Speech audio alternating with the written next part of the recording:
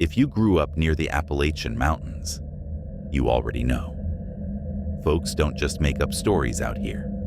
They remember them. I'd love to know. Where are you tuning in from, and what time is it right now? Drop it in the comments. It's wild how many of us are sitting in the dark, listening to the same story, scattered across different corners of the country. Hit the like button and subscribe. It helps more people find their way into these woods, whether they should or not. Let's start. I'd taken 2 weeks off at the start of November, packed up my old Subaru, and headed north through the Smoky Mountains. I didn't really have a plan, just a vague idea of wandering from eastern Tennessee to somewhere near the Kentucky border, following whatever roads felt right, stopping wherever looked interesting. It was the first time in years I was doing something just for myself. No expectations, no deadlines. I didn't owe anyone explanations or plans. No coworkers waiting for my reports. No texts piling up. No voice on the phone asking when I'd be home. I didn't even tell many people I was going. I just left one Friday morning before sunrise, a thermos of coffee on the seat beside me, and 2 worn-out road atlases whose pages stuck together from old spills. It felt good to disappear for a while. I'd timed it perfectly too, after the fall tourists, before the snow came. That perfect limbo of the season, where the trees look like they're on fire. The air still has a bit of warmth clinging to it, and the roads are quiet enough that you start to forget what rush hours feel like. I wasn't chasing anything in particular. I just wanted to see what it felt like to keep moving without a destination. By the 6th day, I'd found a rhythm to it. Wake with the pale light, drive until something caught my eye, stop, walk a while, and drive again. Sleep when the sky turned orange and purple, when the shadows stretched too long across the highway. I didn't even notice I'd passed into North Carolina until I saw the sign for a place called Harper's Ridge. The name stuck because the wooden sign was shot through with a cluster of bullet holes, the kind of casual vandalism you only find in towns that don't get many visitors. Just past it, a brown roadside marker pointed toward a scenic overlook. I didn't hesitate. I turned off onto the gravel path, tires crunching on stone, dust curling up behind me in the cold air. The parking lot was small, uneven, just wide enough for a few cars. There was only one other vehicle there, a white Jeep with South Carolina plates. I pulled under a warped oak tree that leaned against the wind, like it was tired of standing straight. The path to the overlook wound between trees blazing with color, the leaves crackling beneath my boots like brittle paper.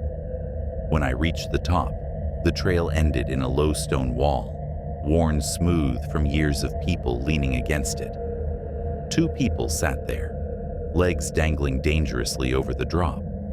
A woman with chestnut hair tied in a thick braid, wearing a denim jacket and hiking boots, and beside her, a man with close-cropped hair and the kind of posture that says he's not used to relaxing. They both looked over when I approached. I gave them that polite nod strangers give when they cross paths in wild places. The woman smiled wide and offered to take a picture of me with the view. I laughed and said no, but ended up lingering anyway. Her name was Lena. His was Mark. They said they were newlyweds, about 10 days into a long, slow honeymoon, meandering from Alabama to Pennsylvania, staying off the main highways, stopping wherever seemed nice. Lena had a voice that filled the space easily, warm and quick, with a rhythm that made you forget you'd only just met her. She told stories about the little towns they'd stopped in, the diners that still served coffee in chipped mugs, the arguments over whether fried green tomatoes counted as breakfast. She talked about Mark teasing her for overpacking, and about a night they'd spent sleeping in their car because they'd missed check-in at a campground. Her laugh came easily, bright and full and real. Mark didn't say much. He smiled often, but it never reached his eyes. He seemed like the kind of man who stayed quiet because he wanted you to think he was easygoing, though his hands fidgeted on his knees every time Lena talked too long. We sat there for nearly an hour, watching hawks circle the gorge below. Lena offered me half of her sandwich. I said no at first, but she insisted until I took it. "It's turkey and cranberry," she said. "Tastes like Thanksgiving without the relatives." I laughed, and she looked pleased with herself. Eventually, I realized the sun was sliding toward the horizon, and I had one more stop on my map before dark. A waterfall trail I'd circled back in Asheville. I thanked them for the company and stood to leave. Lena told me to stop at an orchard near Claremont Hollow. Said their cider donuts were the best thing this side of heaven. "They'll make your teeth ache from happiness," she said. Mark chuckled, low and short, and adjusted his bootlace without looking at me. As I walked away, her laugh followed me, echoing off the rocks until it was just the wind. That night, I wound up 2 towns away, in a place called Holland Creek, one of those blink-and-you-miss-it towns that seems held together by rust and habit. There was a diner, a feed store, and a motel with an old neon sign that buzzed faintly in the dark.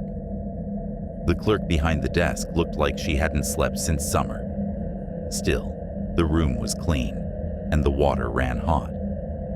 I fell asleep the moment I hit the bed, dreamless and heavy.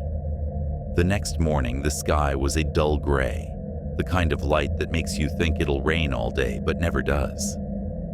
I didn't have a plan for where to go, just pointed the car north and drove until I saw another faded sign for a rest area. It was barely more than a gravel pull-off, a single splintered picnic table, a rusted vending machine wheezing in the cold, and an old map of hiking trails nailed to a post. No cars, no sound, but the wind. I poured coffee from my thermos and leaned against the hood, letting the steam rise through the chill. That's when I heard the crunch of footsteps behind me, slow, steady, deliberate. I turned, expecting a hiker or maybe a ranger, and froze. It was Mark, alone. He looked rough, eyes ringed with dark circles, hair mussed, the same jacket from before, now streaked with dirt. His backpack looked heavier than yesterday, and there was a fresh scrape across his knuckles, the kind of wound you get from rock or bark.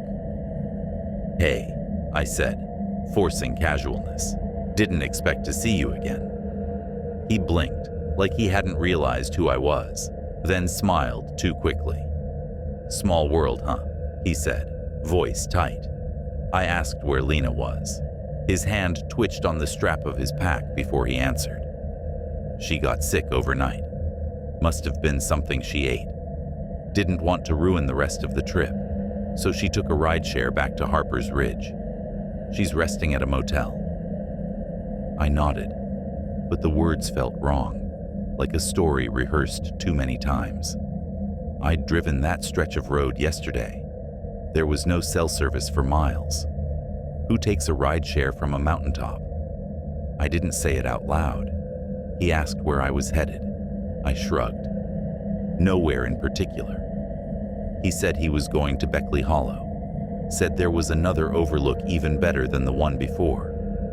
"Can't lose momentum," he muttered, tightening his straps.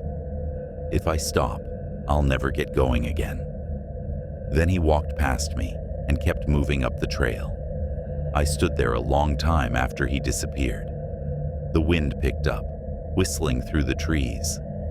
I finished my coffee, hands trembling slightly, and got back in the car. I told myself I was being paranoid, that couples fight, that people say weird things when they're tired. But I couldn't stop replaying his tone when he said her name. Too casual, too smooth, like he'd practiced it. That night, I rented a small cabin near Raven's Bluff, A forgotten campground with no signal, no internet, no noise, but the creak of the wind through the eaves. Something kept tapping against the side of the cabin, irregular and faint. Probably a branch, but I never checked. I barely slept. Every time I closed my eyes, I saw that scrape on his hand, the way he smiled too fast, the way he'd said, momentum, like it meant more than just walking. By dawn, I was back on the road. I drove toward Pine Grove, hoping to find gas and a hot breakfast. The diner there was small, smelled like bacon grease and burnt coffee, with laminated menus that stuck to your arms if you stayed too long. I ordered eggs I didn't want and stared at the muted TV above the counter. A local news channel flickered across the screen. Then I saw it. Bright red headline crawling across the bottom. Woman missing near Harper's Ridge, November 4th. Her photo filled the screen. Lena. Same braid, same denim jacket, same smile from the overlook. My stomach dropped. The news anchor's lips moved silently, but the captions told me enough. She'd fallen during a hike with her husband. He'd called it in that night. Said she'd stepped back to take a picture and slipped over the edge. Crews had been searching since sunrise. No recovery, yet. I froze. November 4th. That was yesterday, which meant when I met Mark this morning, he'd already told that story. He'd already reported her missing, already stood before the police and said she was gone. But when he saw me, he said she was at a motel, resting. He hadn't looked panicked, hadn't looked broken. He'd looked calm, rehearsed. The fork I was holding clattered against the counter. I paid for my half-eaten meal in cash and walked out before the waitress could ask if I was all right. My mind was spinning. Every sound felt too loud. The cars outside, the slam of a screen door, my own breath. I drove until I saw the sign for the Darrow County Sheriff's Office and pulled in without thinking. Inside, a deputy behind the desk looked up with the mild disinterest of someone halfway through a long shift. I told him everything. Where I'd met them, what time, what day, what Mark had said both times. I described his clothes, the scrape on his hand, the heavy backpack. I told him about the overlook, the donut orchard, every detail I could remember. He scribbled notes in a small pad, nodding every few seconds. "We'll pass this along," he said when I finished. "Someone might contact you if they need clarification." But no one ever did. I checked the news every day for a week, hoping for an update. The search went on, then quieted. A few days later, a small headline appeared on a regional site. "Search scaled back for missing woman in Harper's Ridge incident. No remains found. No foul play confirmed. Just a picture of the gorge, mist curling over the edge, captioned with her name and the word presumed." After that, I couldn't bring myself to drive north again. Every time I thought about traveling, I remembered Lena's laugh echoing off the rocks, remembered the way Mark smiled when he said she'd gone ahead. The road atlas still sits on my shelf, pages wrinkled, the ink smeared by old coffee stains. Sometimes I catch myself tracing the route I took through the Smokies with my finger, stopping where Harper's Ridge is marked in small print, and wonder if the wind still sounds the same there, or if it's carrying something else now. That was the last trip I ever made. I had just quit my bartending job in Lansbury, a place where the jukebox was always too loud, and the tips depended on how strong you poured. I had a full week to kill before starting a new gig at a warehouse in Haverhill, and I didn't want to spend it the way I usually did. Lying on the couch, scrolling through old texts, watching reruns of shows I didn't even like anymore. I needed a break from people, from noise, from routine. So, I packed up my 2008 Honda Accord, the one that rattled every time it hit 60 and smelled faintly like gasoline, no matter how many air fresheners I hung up. The tires were bald, the heater worked only when it felt generous, and the check engine light had been glowing like a stubborn little warning since June. But it still ran, and that was good enough for me. I threw a duffel bag in the trunk, 2 shirts, a pair of jeans, socks that didn't match, and a flashlight that looked like it belonged in a museum. I filled a grocery bag with granola bars, a couple bottles of water, and some instant coffee packs I'd stolen from work. Then I grabbed a crumpled map, folded it twice, and pointed the car north toward the Cumberland Mountains. No plans, no reservations, no real destination. I figured I'd loop through some back roads along the Kentucky-Tennessee line, maybe dip into southern Virginia if the weather stayed kind. That was all. I scribbled a list of small towns on the back of a receipt that morning.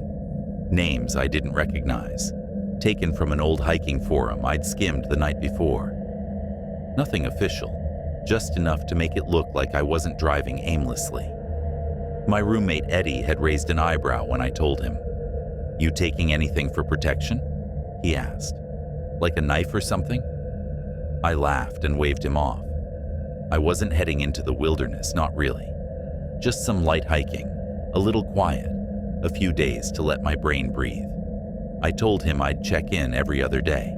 He said, "You won't have signal out there." And I shrugged, thinking that sounded perfect. By the 4th day, I was deep into the backcountry. No cell towers, no gas stations that took cards, no fast food lights bleeding through the trees, just narrow roads and rolling forest. The kind of roads that felt older than cars, meant for horses or wagons. The kind that seemed to twist just to see if you were paying attention. Every so often I'd pass a mailbox leaning sideways, or a cluster of dogs dozing on a porch. But that was it. The silence felt heavy, in a way I wasn't used to.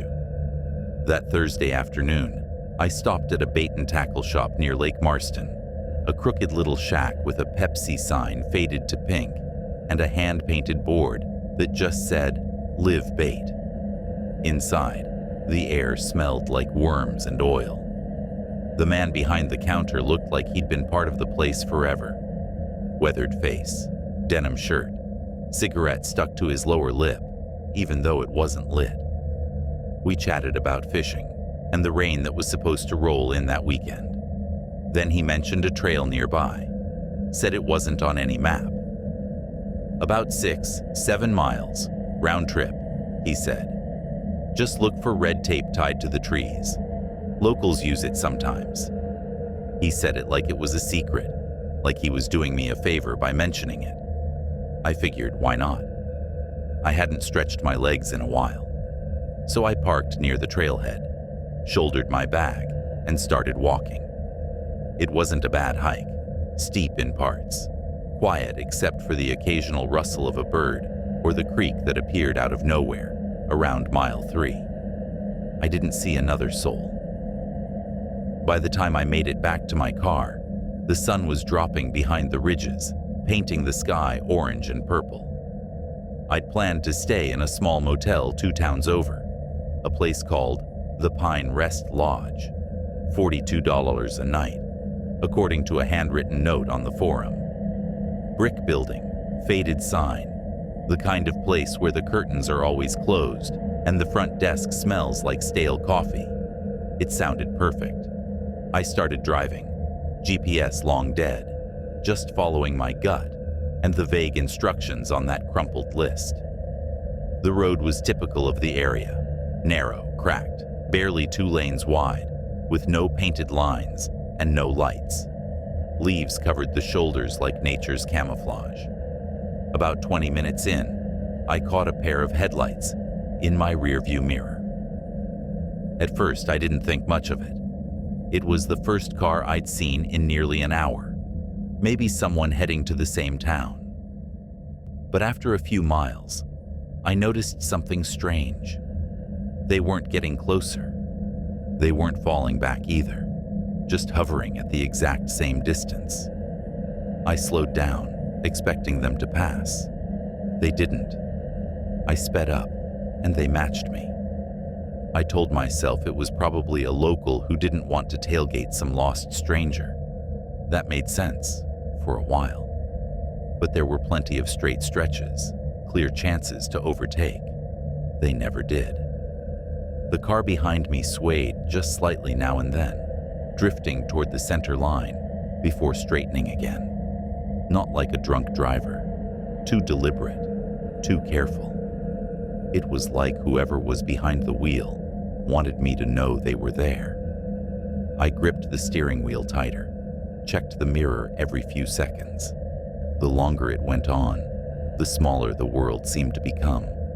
Just me, the car, and those two lights floating behind me through the trees.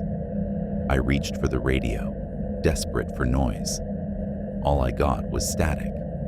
After maybe 20 minutes, I spotted a small gravel pull-off near a rusted fence. I slowed down and pulled in, pretending to check my phone, my heart thudding in my chest. The other car slowed too. Its headlights dimmed, but didn't vanish. I couldn't make out the shape of the vehicle, just the glow. It stayed there, about 30 yards back, not moving, not turning off, just waiting. I turned off my own headlights and sat there in the dark, the engine idling softly. I could hear my pulse in my ears. The seconds dragged by. The other car didn't budge. It didn't even flicker. The stillness was worse than if it had moved. It felt patient, like it was waiting for me to make the next move. Finally, I snapped. I threw the car into drive and floored it. Gravel spat out behind me as I bounced back onto the road. The second I moved, the lights surged forward. No hesitation this time. They came fast, closing the distance until the glare swallowed my mirrors. The beams were so bright I could barely make out the asphalt ahead. I took turns too fast, the Accord fishtailing on loose leaves. The tires screamed against the curves. Still, the lights followed. Every bend, every dip. Never too close, never far. I made a split-second turn onto a dirt road I barely saw in time. The car behind me did too. My hands were slick on the wheel, my chest tight. I wound through the trees, branches scraping the sides like fingernails, and still they came. I couldn't hear an engine over the sound of my own, but those headlights stayed locked behind me. I doubled back, tried another path, hoping to loop them. No luck. They were always there, always the same distance. The fear wasn't the screaming kind. It was cold, logical, sharp. I started thinking about how I'd explain it to a cop, if I found one. They're following me. That wasn't illegal. Not technically. Not yet. At last, I saw a paved sign, Route 74, and turned onto it. Fresh paint, yellow lines, a hint of civilization. I pushed the car as hard as it could go. For the first time, the lights behind me began to fade. A few car lengths, 5, 10. Then they steadied again, matching my speed, but not closing in. That's when they changed. No more weaving, no more aggressive tailing. They just followed, calm and casual, like nothing had happened, like it was all in my head. That fake normalcy made it worse. It made me doubt what I'd seen. Then I spotted a building, a gas station, or what used to be one. The sign was broken, windows boarded up, but the lot was open. I yanked the wheel and swung behind it, heart hammering, headlights off. 10 seconds later, the other car passed by, slow but steady. Didn't stop, didn't hesitate, just kept going like I wasn't there. I stayed parked, engine off, hands still gripping the key. The night pressed in, thick and heavy. I didn't move for what felt like forever. When I finally started the car again, I drove without headlights until I saw the glow of a town ahead. The sign said Millhaven, population 912. There was a gas station, a pair of stop signs, and a 24-hour market with buzzing fluorescent lights. I pulled into the lot, parked under the brightest one, and didn't move.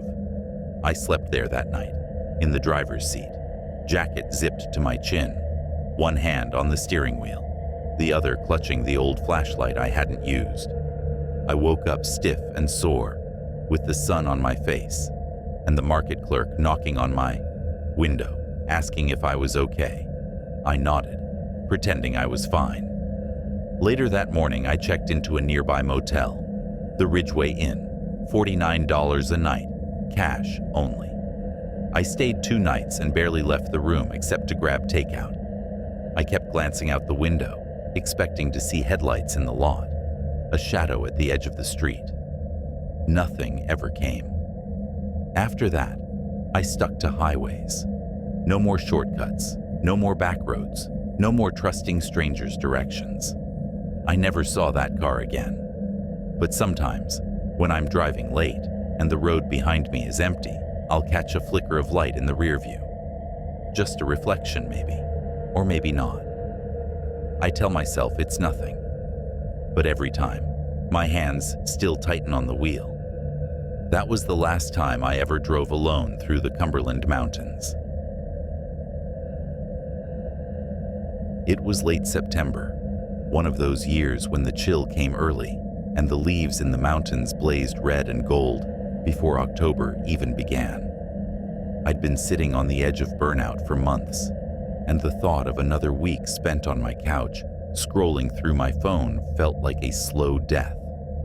So, one Friday morning, I threw some things in my old Toyota RAV4 and pointed it north toward the Allegheny Mountains. I didn't have a plan. That was the whole idea. I packed light, a sleeping bag, 2 flannel shirts that smelled faintly of campfire from last year, a half-eaten jar of peanut butter, a bag of trail mix, a couple of plastic water jugs, a tarp, a flashlight, and a battered multi-tool I'd had since I was 17. That was it.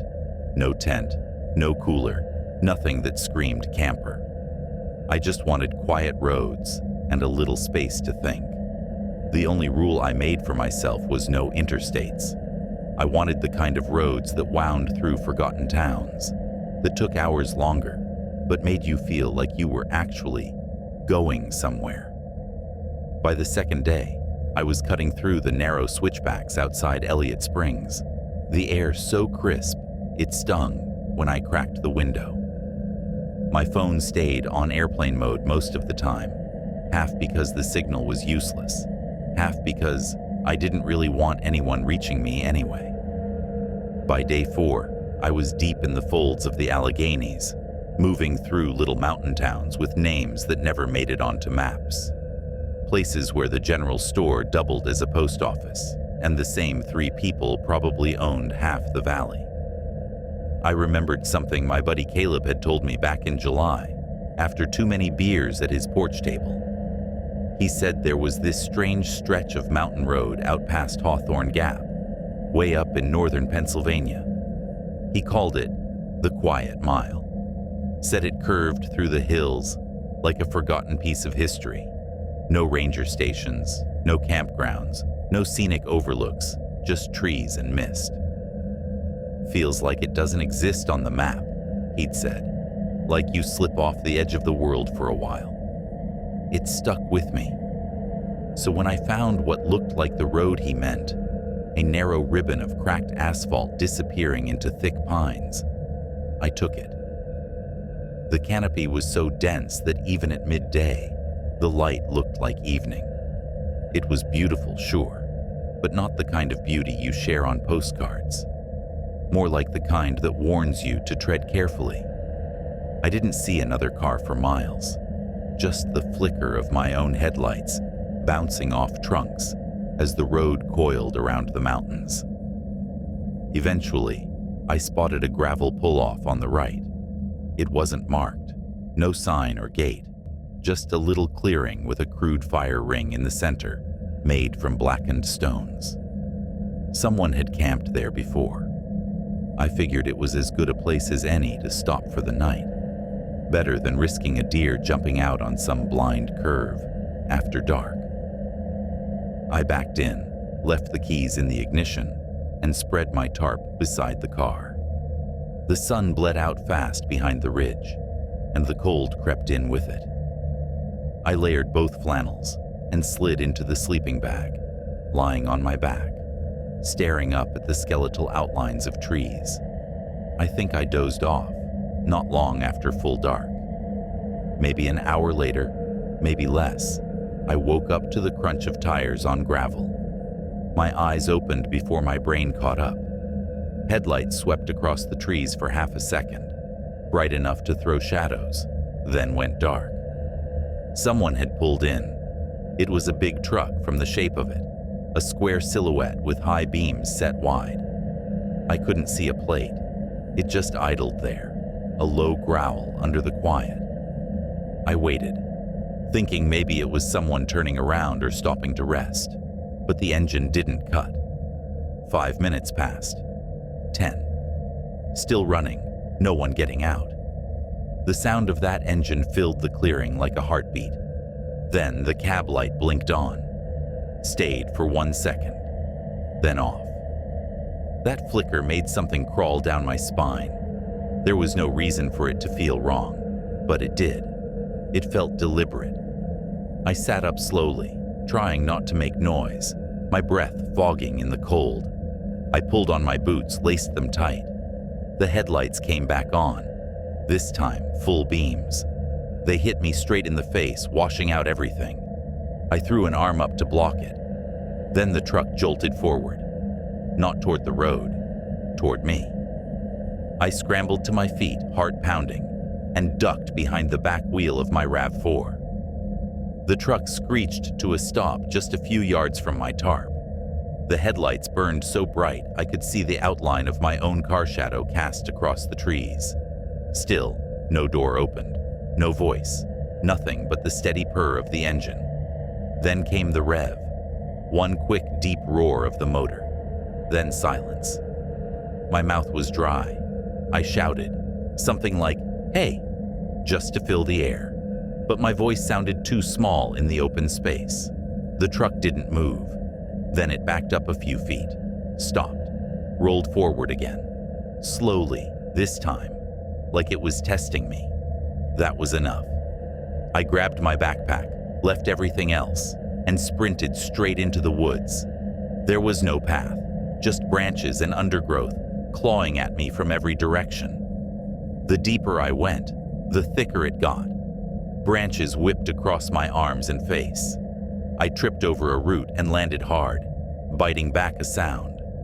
I crawled behind a fallen tree, flattened myself against the cold dirt, and waited. At first, there was only silence. Then I heard it again. Tires crunching, but slower now, softer. The sound of rubber on leaves, not gravel. He'd pulled the truck onto the shoulder, moving along the tree line. My lungs locked up. The engine cut out. A door opened. Then boots hit the ground. No flashlight, no words. Just footsteps crunching through leaves. Steady, coming closer. Then that metallic sound. A soft clink, like a crowbar brushing against the truck bed. My stomach turned. I pressed myself deeper into the dirt, afraid to even breathe. The steps grew louder, closer, until I could hear the fabric of his clothes shifting with each movement. I don't know how close he got, but I swear I could hear him breathing. Then, nothing. Just the sound of the woods. He stopped. I started counting in my head. 1, 2, 3. My heartbeat was so loud it drowned out the rest. I got to 63 before he turned. The crunch of leaves moved away, slow and deliberate. A door slammed. The engine roared to life. The truck drove off. I stayed where I was, even after the sound faded. I waited until my legs went numb before I dared move. When I finally crept back toward the clearing, dawn was brushing through the branches. The air smelled faintly of oil. My RAV4 was still there, but the hood was up. My gut twisted. I approached slowly. The battery was gone. Wires dangled, sliced clean. The distributor cap was missing. Whoever he was, he knew what he was doing. This wasn't random. It was surgical. I didn't touch anything, didn't even look inside. I shouldered my pack and started walking.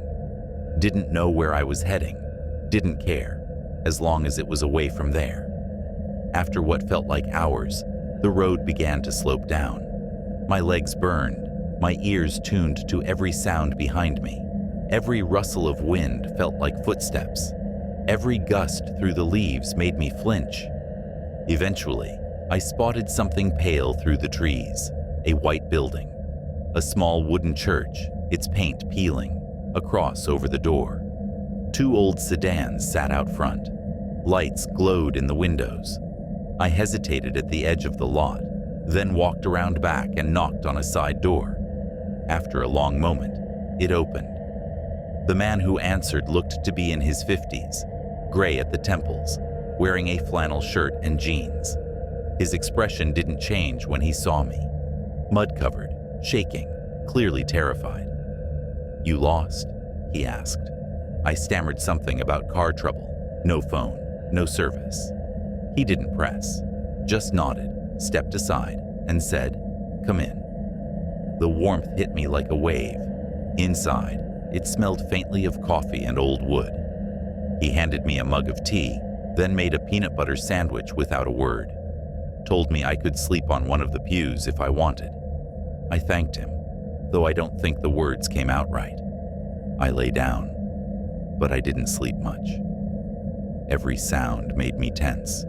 The creak of the building, the ticking of an old clock, the wind dragging across the roof.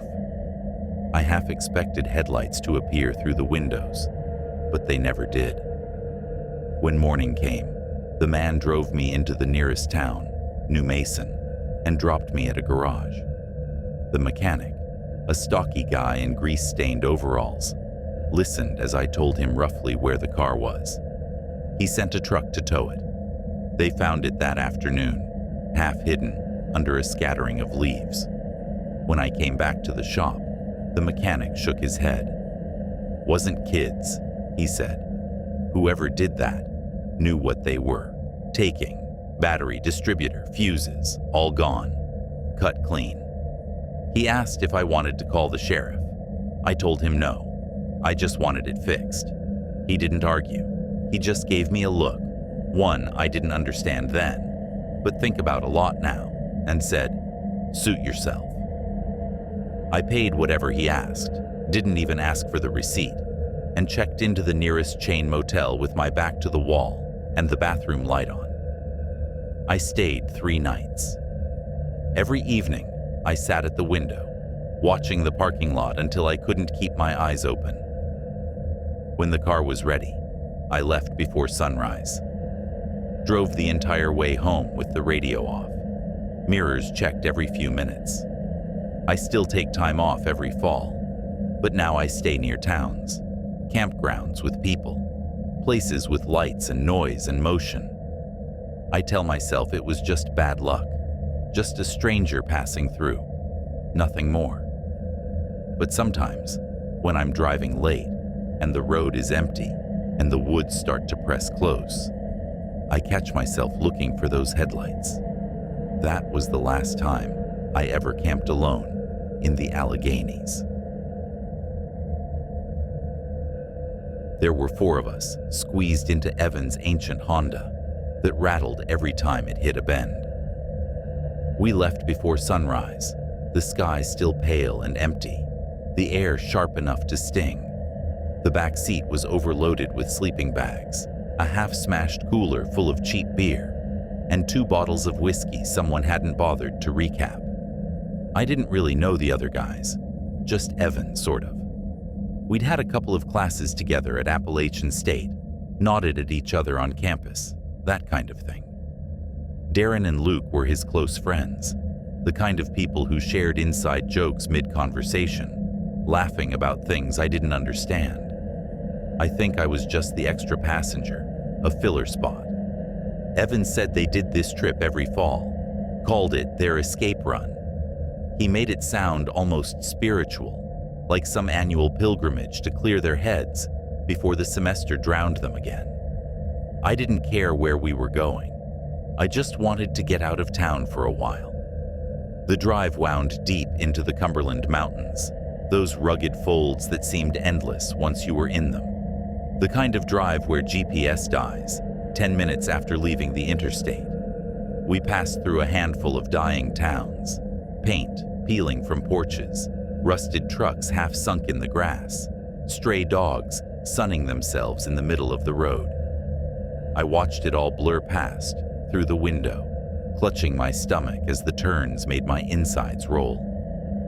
Evan had forced us all to take a shot of some harsh brown liquor before leaving the gas station in Fairburn, calling it tradition. I think that shot did more damage to my stomach than the curves. By mid-afternoon, we pulled off the main forest road. Evan claimed he knew a shortcut to a better campsite, less crowded, more authentic. The path didn't look like a road so much as a forgotten logging trail, uneven and narrow. The Honda bucked and shuddered over every root and rut, the undercarriage grinding against hidden rocks. At one point, we caught air for half a second, the whole car groaning when it slammed back down. Darren clutched the dashboard, muttering prayers. Luke didn't seem to care. He sat there with a cigarette hanging from his mouth, window cracked, humming along to a song none of us could hear. By the time we stopped, signal was gone completely. The world had shrunk to just us, our car, and the trees. We found a clearing at the base of a ridge, a narrow patch of earth, slanted slightly toward a creek that whispered somewhere beyond the tree line. The spot looked fine enough, so we unpacked. Sleeping bags, cans of beer, a dented skillet, and a few lighters. Evan claimed we'd thank him later for bringing us here. Nobody ever comes this deep in, he said, and that was exactly what made my stomach twist a little. We built a small fire that night, the flames flickering like they didn't want to stick around. The air felt heavy, not humid, just thick, like it was pressing against you. When we spoke, our voices didn't seem to carry far. It was as if the forest was swallowing the sound. We drank too much and told stories that made less sense with every beer. Mostly college nonsense and dumb dares. Luke dared Darren to walk 50 feet into the woods with his eyes closed. Darren called him an idiot, but did it anyway, vanishing between the trees while Evan counted out loud. We never heard him stumble, but after a few seconds, Darren called out, "Okay, screw this," and came back. He looked pale, said it felt like someone was standing right behind him the whole time.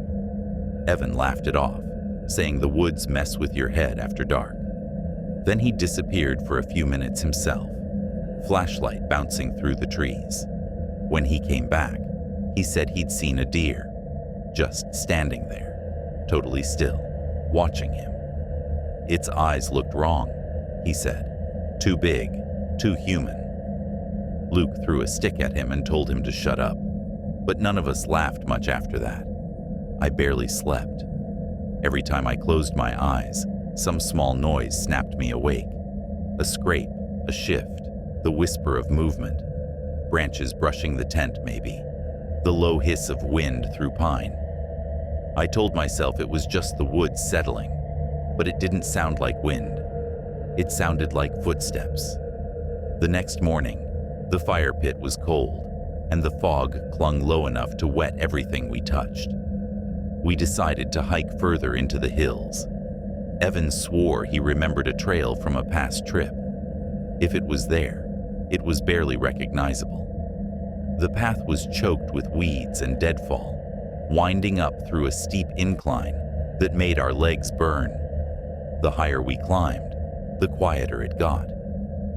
By the time we reached the ridge, there wasn't a single bird sound left. It was like the world had gone mute. Evan kicked a rock over the edge, grinning, waiting for the echo of it hitting something below. We waited too, and waited. There was no sound. On the way down, Luke tripped over a thick root and went sprawling face first into the dirt.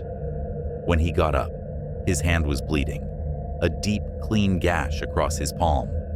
The blood came fast, more than I expected. He cursed, clutching it tight. Darren tried to hand him a rag, but Luke jerked away, glaring like Darren had caused it. For a second, he looked completely lost, eyes glassy, breathing shallow. Then he muttered that he was done with this whole outdoors crap, said he'd walk it off and head back to camp, claimed he'd circle around before dark.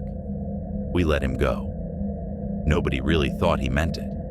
By dusk, he still wasn't back. We shouted his name, walked circles through the woods with our phones out. Not that they were worth anything without signal. No answer. Just that thick, awful silence again. By full dark, we stopped calling. That night, the fire fought us. No matter how much wood we fed it, it kept shrinking to embers. The air felt colder, heavy with a smell I couldn't place. Something earthy and damp, like moldy. Bark mixed with sweat. I sat in my tent for hours, staring at the flap, waiting to hear footsteps again. Nothing, just that still, suffocating quiet. When dawn came, Evan looked worse than I felt. His eyes were bloodshot, and his voice cracked when he spoke. "I saw Luke last night," he said. "He came back." Darren froze. "What do you mean, came back?" Evan swallowed. "He was outside my tent. I saw him unzip the flap a little, then stop. He just stood there, staring in. I asked where he'd gone. He didn't say anything, just looked at me. Then he turned and walked back into the woods. I asked why he hadn't gone after him." Evan's face went pale. "I couldn't move," he said. "It's like something held me down." We broke camp in record time. Nobody argued, nobody joked. We just wanted to get out. The path back looked wrong somehow, different. We kept hitting forks none of us remembered, dead ends that shouldn't have been there. Every turn led to more trees, more endless silence. Then we passed a row of old trailers, rusted out and sunken into the ground. One had a single light on inside. Evan honked, but no one came out. A mile later, we passed what might have once been a small store. Windows boarded up, roof half collapsed. Not a soul in sight. By nightfall, we were still lost. Evan finally killed the engine, said we'd wait until sunrise to try again. That's when we heard it, the tapping. Soft at first, tap, tap, tap, from somewhere above us. We stared at each other. The next tap was louder, directly on the roof. Darren whispered, "It's branches." But there were no trees close enough. Another tap, louder. Then two in quick rhythm. My heart was pounding so hard I could barely hear the others breathe. Evan's hands shook so badly the keys rattled. I tried to tell him to start the car, but my throat locked. He turned the key. Nothing. The battery was dead. We sat there the whole night, frozen, listening. Sometimes it was soft, sometimes it was sharp, like fingernails on metal. I don't know if it ever stopped, or if we just drifted in and out of shock. When morning came, everything looked normal. The car roof was clean except for a few fallen pine needles. No dents, no scratches, no tracks. We forced laughter we didn't believe, said it had to be an animal, a raccoon maybe. But none of us made eye contact when we said it. We finally caught a bar of signal when we climbed a high ridge. Evan texted his brother a vague location and told him to bring help. It took nearly 6 hours for him to find us. We didn't talk much on the ride back, just stared out the windows as the trees blurred past, each one a little too close. Luke never came back. We told people he wandered off and got lost. That was technically true, just not the whole truth. A few weeks later, I was driving alone down a stretch of Route 58 outside Manchester, back in Tennessee. The sun had gone down, and the road was empty, just black, forest pressing close on both sides. Then I saw him. He was walking along the shoulder, head tilted down, jacket torn on the right side, the same rip he'd gotten on the ridge when that branch snagged him. My stomach dropped. I slammed on the brakes, jumped out, and shouted his name. He didn't stop, didn't even twitch, just kept walking. His movements were too slow, too even, like he wasn't really moving on his own. Then he stepped off the shoulder, into the woods, vanishing between the trees without a sound. I stood there for minutes, staring after him, half wanting to follow, half certain that if I did, I wouldn't come back. When I told Evan later, he didn't look surprised. He just stared at me for a long time, then said quietly, "Yeah, I've seen him too." We haven't spoken since. That was the last time I ever went camping in the Cumberland Mountains. It was early November, the kind of time when the trees in the mountains look like they're trying to burn themselves out before the frost takes them. The leaves weren't crisp yet, just damp and clinging to the earth, and the air had that sharp metallic edge that made it taste like change. Ryan and I had been on the road for nearly a week by then. No destination, no reason to stop. He'd just come off the back end of a breakup that had lasted almost as long as the relationship itself, a slow-motion collapse that ended with him sleeping on my couch. I'd quit my job at a paper mill in Chesterfield after realizing I'd been spending more hours staring at the same conveyor belt than I had talking to another human being. We called it a road trip to make it sound deliberate, but really it was just running away with snacks and a half-charged playlist. We packed my old Ford Escape, the one that rattled when it hit 50 and smelled faintly like burnt oil. Sleeping bags, a leaky blue cooler, a tent we didn't plan on using, and too many gas station sandwiches. We'd decided, no highways, just back roads and mountains, the kind of roads that twisted so much you forgot what straight felt like. We cut through the Cumberland Mountains, heading west, chasing nothing. The silence between us was thick, but not uncomfortable. It was the silence of two people too tired to pretend things were okay. Most nights we parked somewhere cheap.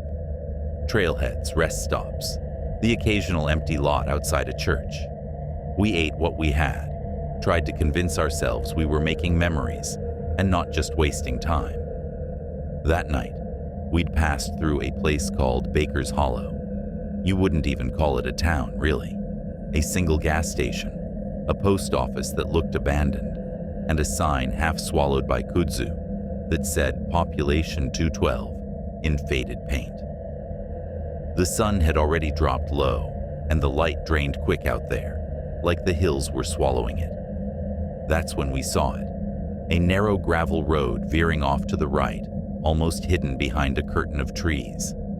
There was a sign leaning sideways at the turnoff, one of those brown metal ones meant for tourists decades ago. Most of the letters were rusted away, but Ryan squinted and said, "Looks like it goes somewhere." He grinned the way people do when they're trying not to sound nervous. He always liked forgotten places, said they felt honest. I didn't argue. We turned off the main road. The gravel path narrowed fast, the forest pressing in tight until it felt like driving through the throat of the mountain. Branches scraped the roof like nails.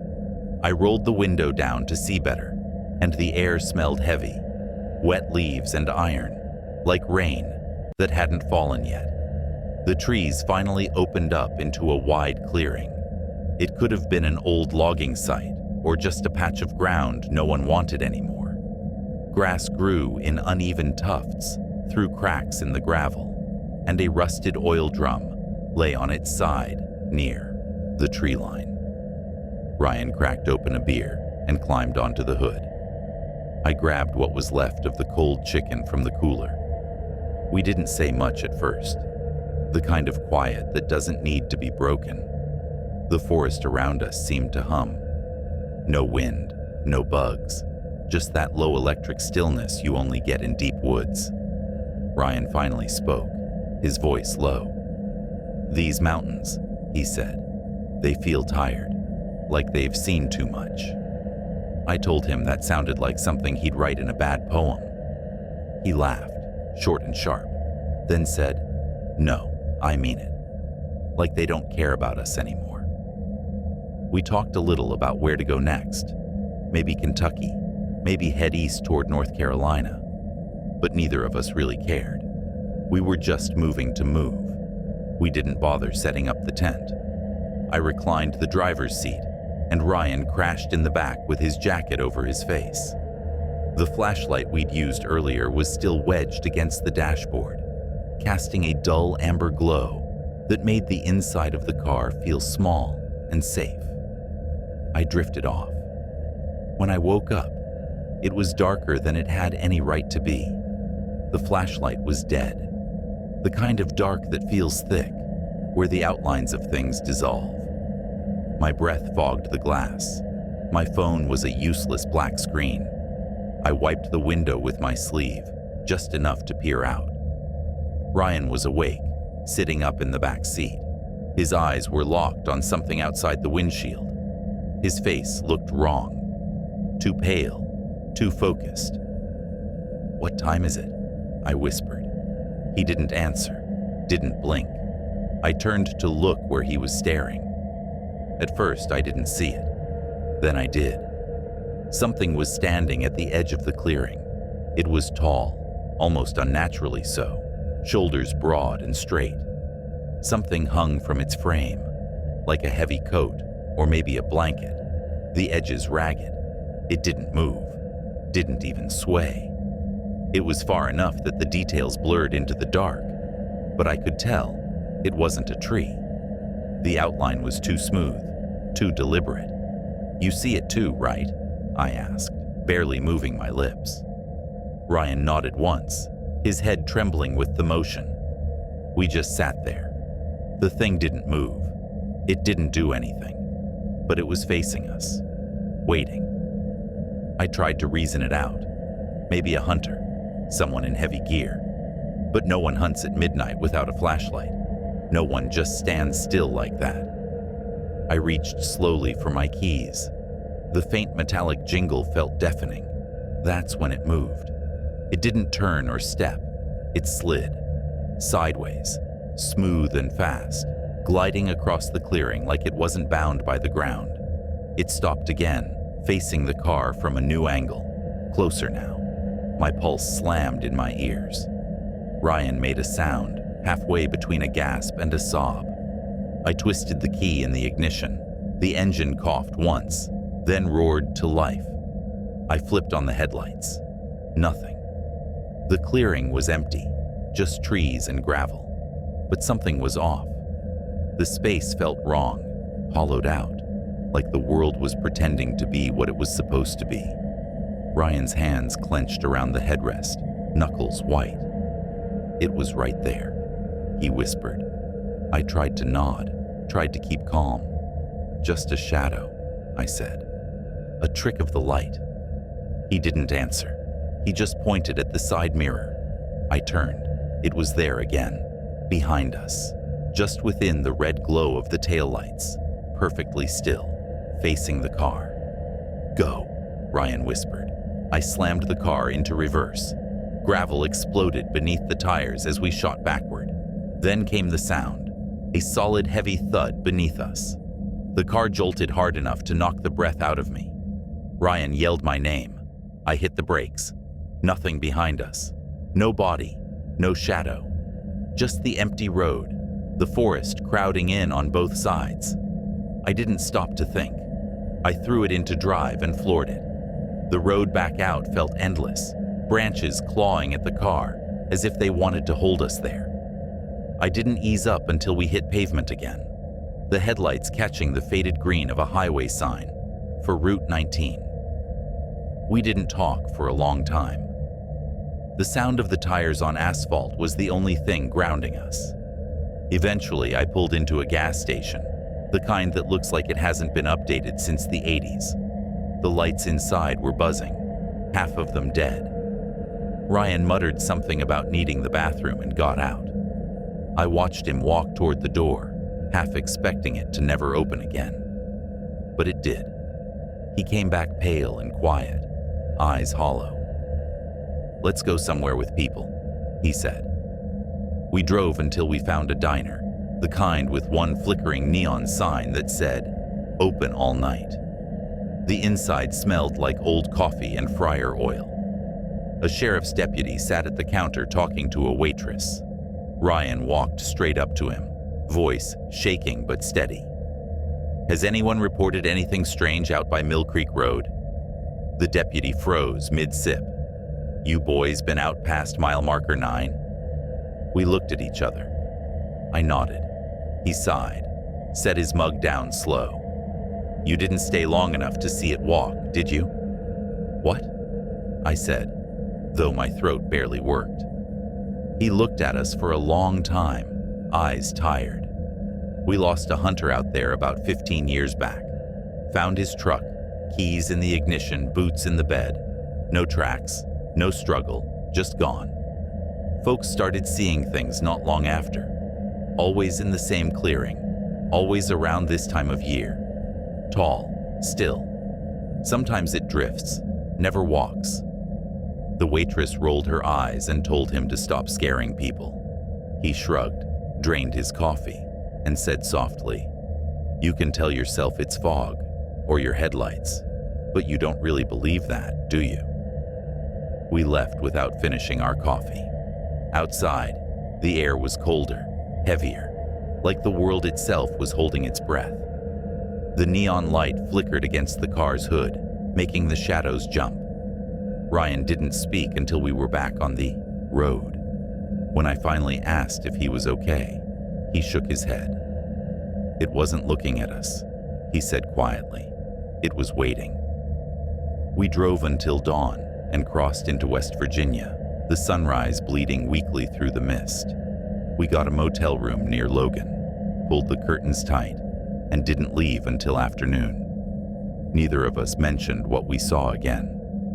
But sometimes, when I drive at night through the mountains and see fog pooling in the valleys, I catch myself glancing at the tree line, looking for something too tall, too still, standing just out of reach. That was the last time I ever took the back roads through the Cumberland Mountains. It was the second week of November, right before the mountains start holding their breath for winter. The air had that cool bite that burned just a little when you breathed too deep, and the trees were still half clothed, amber and rust and gold, trembling on every branch, like the last embers of a dying fire. Elena and I had been dating for about 6 months, just long enough to feel familiar, but not long enough to see what happened when things got strange, when the quiet stretched too long, when there wasn't anything left to distract you. The kind of time where love still feels new, but the edges are starting to show. She had this fascination with November, said it was the only month that told the truth. "The world stops pretending," she'd always say, usually with that same crooked half smile, like she knew something I didn't. I never understood it, but I loved the way she said it, so I didn't question her. This year, I decided to do something for her. A surprise road trip through the Allegheny Mountains, just the two of us. No real plan, no destination, just miles of forest roads winding through the spine of the Appalachians. I figured it sounded romantic, or at least honest. I told her to pack light, that we'd figure things out as we went. That was part of the adventure. I rented a small gray Jeep, filled a duffel with the essentials, and we left one cold Thursday morning with coffee that steamed up the windows. The hills rolled like waves around us, gold and red fading into smoky blue in the distance.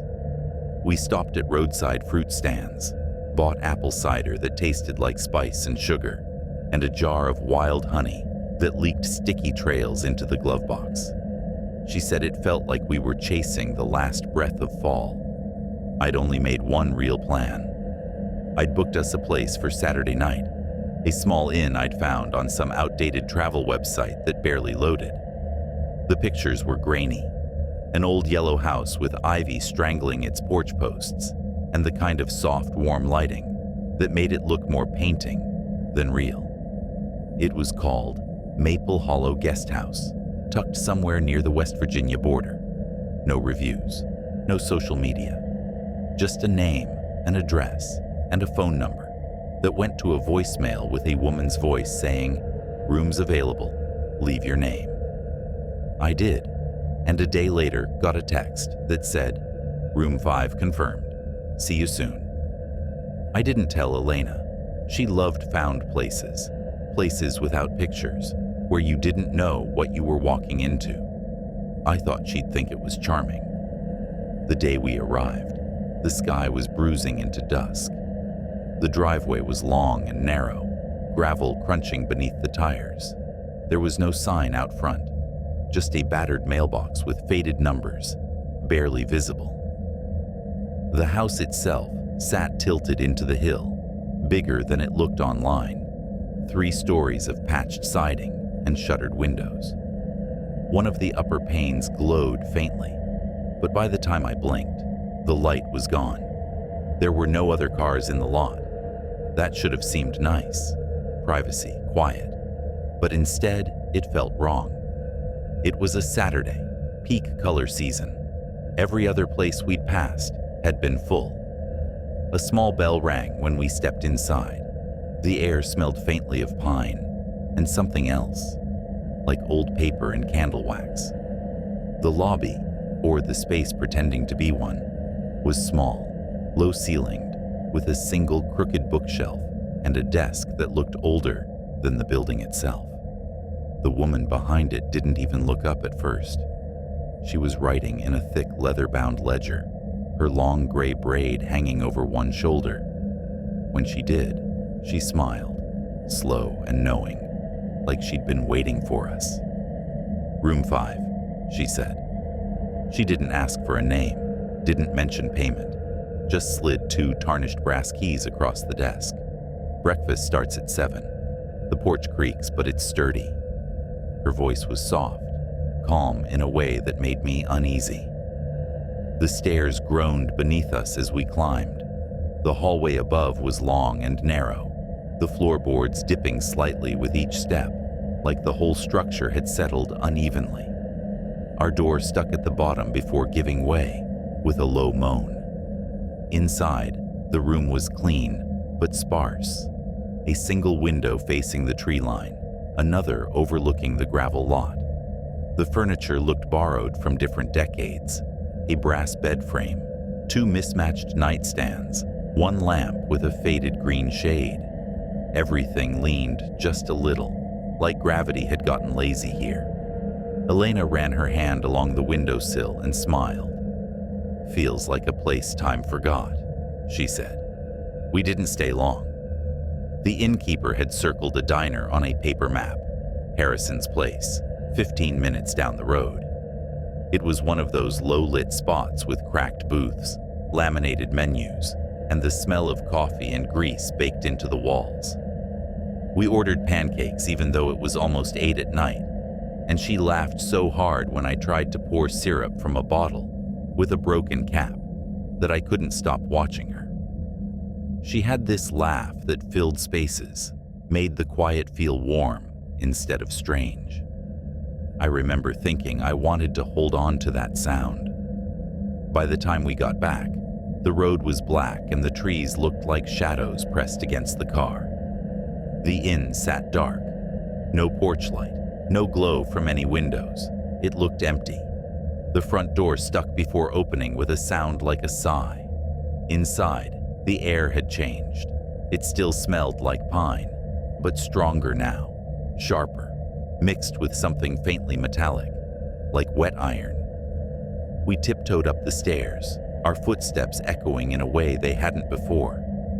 The building seemed to hum, like the walls were holding a low vibration you couldn't quite hear. In the room, Elena brushed her teeth in the tiny sink and laughed when the water came out brown at first. We climbed into bed. The mattress was firm, the covers too heavy. She curled into my shoulder, hair tickling my neck, and I think we both fell asleep around 11. The sound woke me up. Not a creak, not the kind of house noise you expect. This was deliberate. Footsteps, slow, even. Coming down the hall, step, step, pause, step, step. They stopped right outside our door. Elena's eyes were open, reflecting the faint moonlight through the window. Neither of us moved. There was no knock, no shadow beneath the door, just the sound of weight. Something real, breathing, standing there. The silence that followed felt like it had mass. Then the steps started again, fainter this time, moving away. "Did they stop?" she whispered. I nodded. We waited until the quiet felt safe again. I don't know if we actually slept after that, or if we just laid there with our eyes closed, pretending. It was the second sound that shattered everything. A sharp thud from above us. We both sat up. "There's someone up there," Elena said. But we were on the top floor. Another creak, heavier this time. The kind of sound a person makes when they shift their weight. Then nothing. I told her it was probably a branch, or maybe the roof settling, but I knew it wasn't. We stayed awake until the sky started turning gray. Around 6:30, I said we should go. No discussion. We packed in silence. I grabbed the keys from the nightstand, and when I opened the door, I froze. Right outside the room, on the carpet, was a single wet footprint. Bare, human. No trail leading to it, no others around it. Just one. The air was cold against my skin. We took the stairs two at a time. The front door was cracked open, letting in a thin ribbon of morning air. We hadn't left it like that. Outside, frost glazed the windshield, and a pile of dead leaves was stuck to the driver's side, like something had pressed against it. We didn't speak until we were 10 miles down the highway. Then, Elena whispered, "Do you think anyone else was staying there?" "No," I said. She nodded slowly, like she already knew that. We drove in silence the rest of the day. Around mid-afternoon, I got a call from a number with a 304 area code. I didn't answer. It didn't leave a voicemail. That night back home, I unpacked our bag. At the bottom, wedged between the folded clothes, was something I knew I hadn't packed. A key. Tarnished brass, the number 5 etched into it. I was certain I'd left it on the nightstand. Elena hadn't taken hers either. She said she'd left it in the door when we left. I didn't know what else to do. I found the return address on the old booking email and mailed the key back in an envelope the next morning. 2 weeks later, it came back. The front of the envelope stamped in thick red letters. Return to sender. No such address. I checked the booking website again. It didn't load. Not an error message. Not a broken link. Just gone. No trace. That night, I woke up to a sound at my apartment door. A soft creak. Then 2 slow, deliberate steps. When I opened the door, there was nothing there. But on the hallway carpet, just outside my doorframe, was a faint, wet footprint. Only one, and the smell of pine.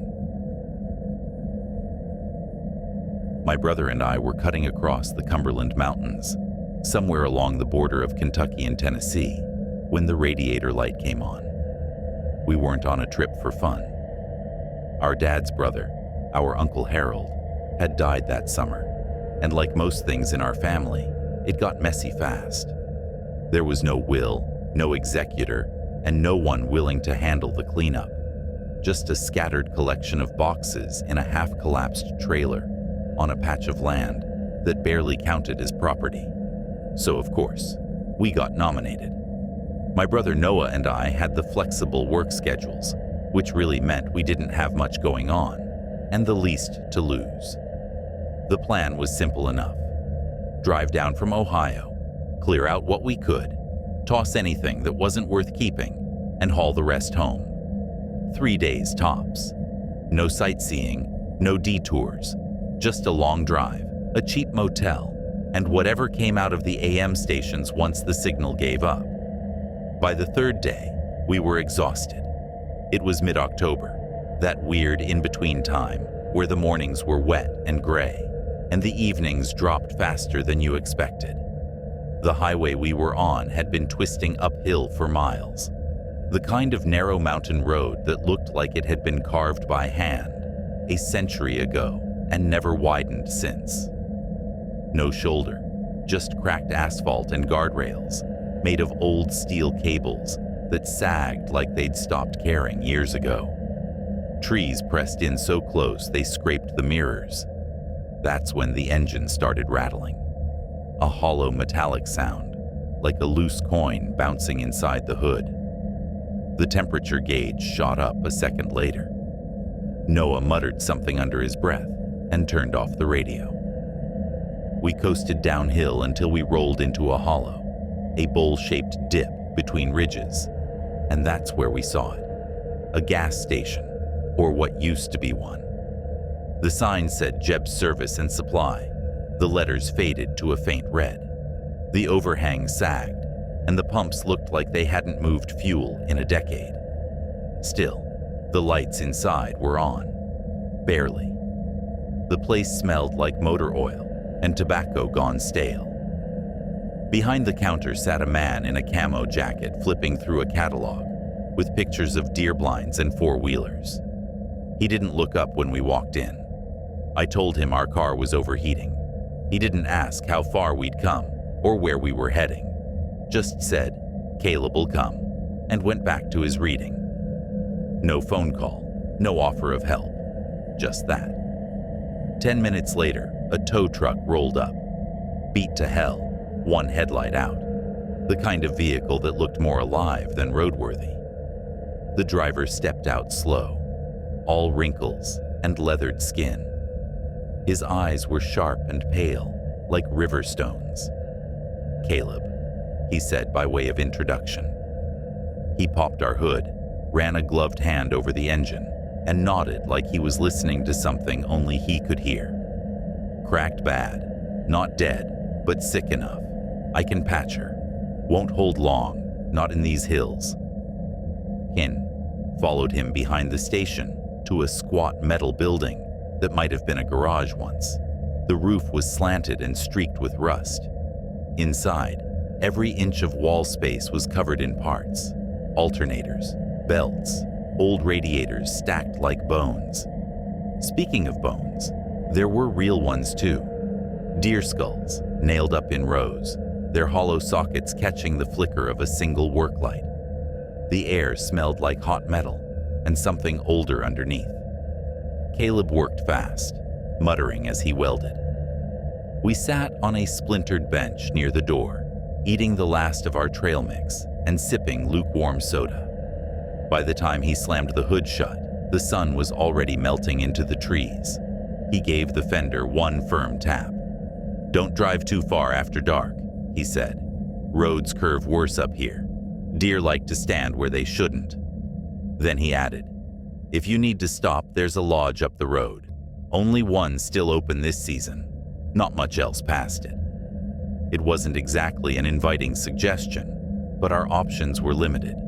We thanked him, paid what he asked, cash only, of course, and started up the road he'd pointed to. It wasn't really a road, not anymore. The asphalt cracked like dried riverbeds, roots breaking through in spiderwebs. The trees hung low and close, their branches brushing the roof like fingers. Once, we hit what looked like a swarm of moths, so thick they smeared across the windshield. The lodge appeared suddenly around a bend. A two-story structure, its siding faded to gray. Porch slanting downward like it was tired of standing. Plastic pumpkins clung to the railing, one of them cracked in half. A sun-bleached scarecrow leaned against the steps, missing an eye. Before we could even open the doors, the front door creaked open.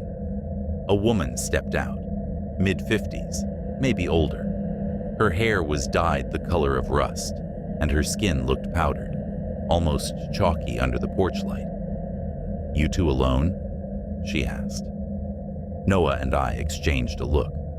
"Yeah," I said. She nodded once, then turned and walked back inside without another word. The air inside smelled faintly like wet wood and something floral.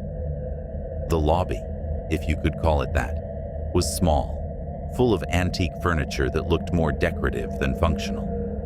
She led us up a narrow staircase with faded green carpet that reeked faintly of mildew.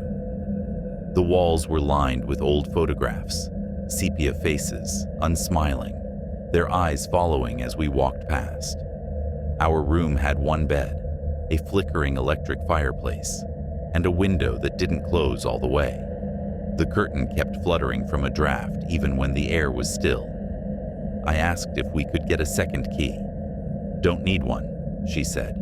"No one else here." After she left, Noah laughed, one of those short, nervous laughs that don't sound like humor. We dropped our bags and headed back to Jeb's to grab the car.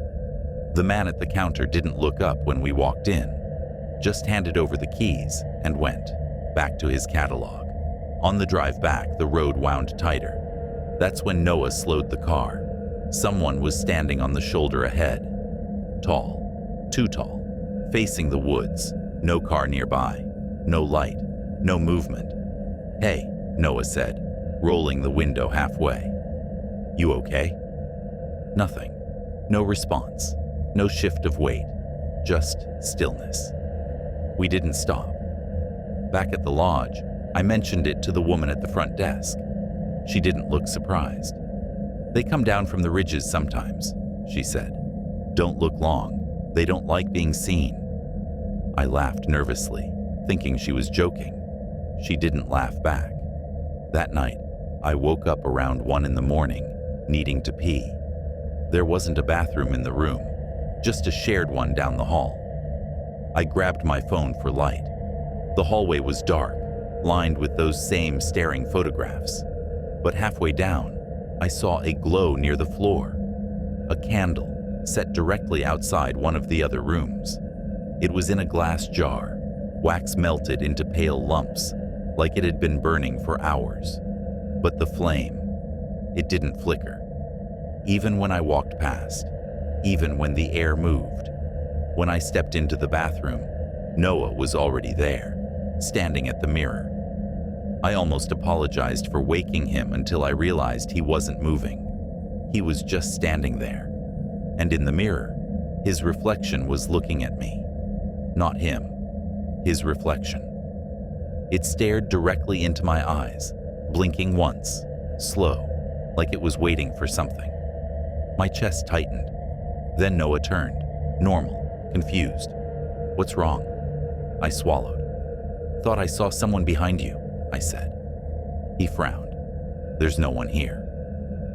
We didn't sleep after that.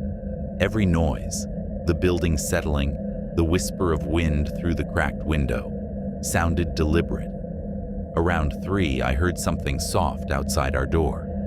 A faint dragging sound, like fabric across wood. It stopped when I sat up. By dawn, the candle was still there. The wax had hardened cold. We packed without speaking. Downstairs, the woman handed me a paper bag. "Something for the road," she said. "No charge, no eye contact." We didn't open it until we were 10 miles out. Inside were 2 glass jars. The liquid was cloudy, yellowish. Floating inside each was something small and white. Teeth. We left the bag on a park bench in the next town without a word. The car made it another 50 miles before the radiator gave out again. We coasted into a diner that looked like it had been stuck in 1975. All vinyl booths and chipped mugs. We ordered coffee just to have something to do. A man at the counter turned, studying us for a long time before he spoke. "You two just come down from Red Hollow?" Neither of us answered. He pointed through the window at our car. "That's Rachel's car." My stomach went cold. "What?" "Girl died down there last year," he said. "Fire. Trailer blew up. Gas leak." Then he turned away, leaving his half-eaten breakfast on the counter. The waitress came over to refill our cups, but when she looked at Noah, her hand froze. Her face went pale. "You look just like her," she whispered. We left before the food came. Back home in Ohio, I couldn't shake it. I spent hours digging online until I found it. One local news article. Fatal fire in Red Hollow. A single photo of a burned trailer. A woman dead at the scene. Her name, Rachel Green. Same last name as ours. Same spelling. The photo didn't look like me, but that didn't matter. I still deleted it from my search history, shut the laptop, and haven't been back to the mountains since. And sometimes, late at night, when the house is quiet, I swear I can smell motor oil and pine. And somewhere down the hall, just once, never twice, I hear footsteps pause outside my door. The plan was simple enough. Just one last solo trip before the snow came down and turned the mountain roads into death traps. I'd built up some vacation days, enough for a week off, and decided to make something of it. I packed my old hatchback the way I always did when I needed a reset. Foam mattress laid flat in the back, a camp stove, a couple gallons of water, a box of granola bars, a blanket that smelled faintly like campfire, and enough gear to live off-grid for a few days without anyone asking questions. The idea was to follow the Allegheny Highlands south from Pittsburgh, winding my way down through West Virginia and into Virginia, maybe dipping into North Carolina if the mood held. I wasn't chasing anything grand, just silence, isolation, the kind of drive where the road bends into itself and time slows down to match it. I wanted to take the long way every time, pull over when something caught my eye, skip whatever didn't. I carried an old folded map in the glove box, one I'd been marking up for years, with stars and small notes. Quiet spot here, best coffee in a town of 4, Strange Bridge. Don't stop after dark. It was a patchwork of memories and warnings, and every new trip added to it. By the second day, I'd crossed into the high ridges of Northern Virginia and turned off the interstates entirely.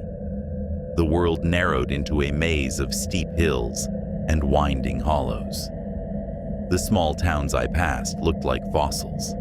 Faded signs, old cars half sunk in grass, front porches leaning into time.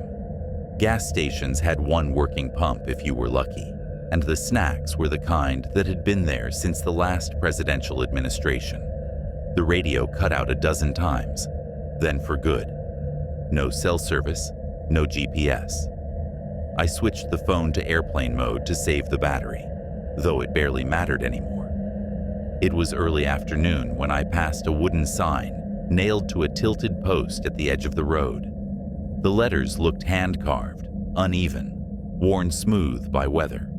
It read, Coldwater Hollow, 3 miles. The name wasn't on my map, but it lingered in my head long enough for me to hit the brakes and swing a wide U-turn. I couldn't have said why exactly. Maybe it was curiosity. Maybe that old restless instinct that had me chasing quiet places no one else bothered with. The road into Coldwater Hollow narrowed right away. The asphalt looked more like dark moss than pavement. No dividing lines, no shoulder. The kind of road that felt alive under your tires. The trees arched overhead and blocked out the sky, their branches knitting together into something that felt almost deliberate. After a mile, I passed the husks of what must have once been homes. Roofs caved in, doors hanging open, porches sagging like old men's backs. A rusted gas pump sat in the weeds like a tombstone. The road twisted tighter, downhill now, until I came around a bend and saw it. A single chimney puffing thin smoke into the air. There was a patch of gravel, big enough for 2 cars, though mine was the only one there. A hand-painted sign stood near the edge of the lot. Trail access, visitors welcome. No official seal, no Park Service logo, just chipped white paint and crooked letters. I should have kept driving, but I didn't. I parked, checked my phone again out of habit. No bars. The offline map app flickered to life anyway, showing a thin green loop through the hollow. Spruce Bend Trail. No reviews, no photos, no trail description. The kind of blank space that called to people like me. I pulled on my jacket, grabbed my day pack, and stepped over the low wooden gate marking the start of the path. The air felt thick, almost heavy. The first half-mile was easy. Flat ground, leaf-littered soil, birch trunks thin and pale on either side. A wooden post near the start was carved up with initials and crude drawings. I ran my fingers across them as I passed. Someone had gouged one set of letters deep enough to feel rough against my skin. M+S, 2008. I wondered if they were still alive. The forest was quiet, too quiet. No bird song, no insect hum, just the soft hiss of wind combing through dry leaves. A mile in, the trail forked. A side path broke off uphill, with a small wooden sign nailed to a leaning post. The paint had peeled so badly that I could barely make out the words. Harlan's Lookout. The arrow was crooked, pointing more toward the ground than anywhere in particular. I almost turned back, but curiosity won again. The side trail climbed fast, roots and rocks catching my boots. The air grew colder, sharper. At the top, the trees opened into a clearing, but there was no lookout, no view. Just a ring of pines crowding around a large flat slab of stone set into the ground. It wasn't natural. The shape was too perfect, its edges too deliberate. A jagged crack ran down the center, wide enough to slip a hand through. Moss clung to the edges like a scab. Something about it made my stomach twist. I couldn't have said why, but I didn't want to get any closer. Instead, I sat on a patch of grass, pulled out my thermos, and unscrewed the lid. The instant I took a sip, I heard it. A crunch, not the wind, not a squirrel, the sound of a boot dragging across dry leaves. I stood up fast and spun around. Nothing. The path behind me was empty, but the air had changed. The light looked wrong, flattened somehow, like a filter had drained the color out of everything. The forest seemed thicker, the trees closer, the ground bare, where I knew I'd just left footprints. I turned my phone back on, but the screen stayed black. Dead battery. It had been at 90% an hour ago. My throat tightened. I turned back the way I came, walking fast, then faster, trying to match the path in my memory. But the slope felt steeper now, the turns sharper, the ground unrecognizable. The fork never came. No trail signs, no marks, just endless forest, folding over itself. 10 minutes passed, then 20. I checked my watch. The hands were frozen between 2 and 3. That's when I heard the voices. At first, they were faint, like wind threading through branches, but then they layered, building into a low chorus. Dozens of them, all whispering at once, words I couldn't quite catch. Then one rose above the others. A woman's voice, clear, close, right by my left ear. No. That single word cracked something inside me. I ran. Branches clawed at my jacket. Thorns scraped my hands. The forest tilted around me, the slope falling away beneath my boots. I didn't stop to check direction, didn't look back.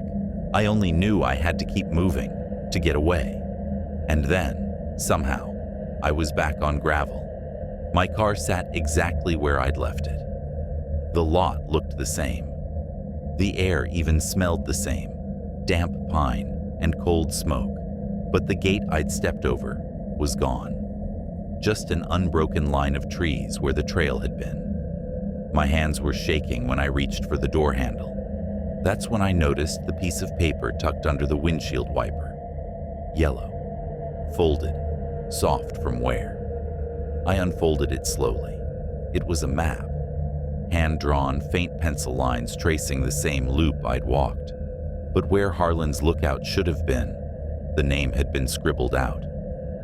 Over the top, in shaky handwriting, someone had written 3 words: "No way back." I didn't unpack. I didn't even look around. I threw the map on the passenger seat, started the engine, and drove. I didn't care which way the road went. I just needed distance between me and that hollow. The trees thinned. The hills dropped away. The world started to look normal again, though it didn't feel that way. An hour later, I found a town. A few lights, a motel sign buzzing in the dark. I checked in without asking the price. The clerk didn't look up from his crossword when I signed the book. I double-locked the door, kept my boots on, and left every light in the room burning. I slept in bursts, waking every hour to check the clock. It was stuck at 2:47 each time. In the morning, I left the key on the counter and didn't wait for the clerk to look up. I drove straight to the interstate and stayed on it all the way home. When I unpacked the car later that night, something fluttered out from the passenger seat. The map. It had unfolded itself somehow, edges curling upward. I picked it up, meaning to throw it away, but my eyes caught on something new. A second mark had been added in red ink. Not at the lookout, not on the trail, on the road, right where I'd parked my car. Next to it, in smaller writing, one more phrase: "Still here." I didn't sleep that night. I don't think I've really slept since.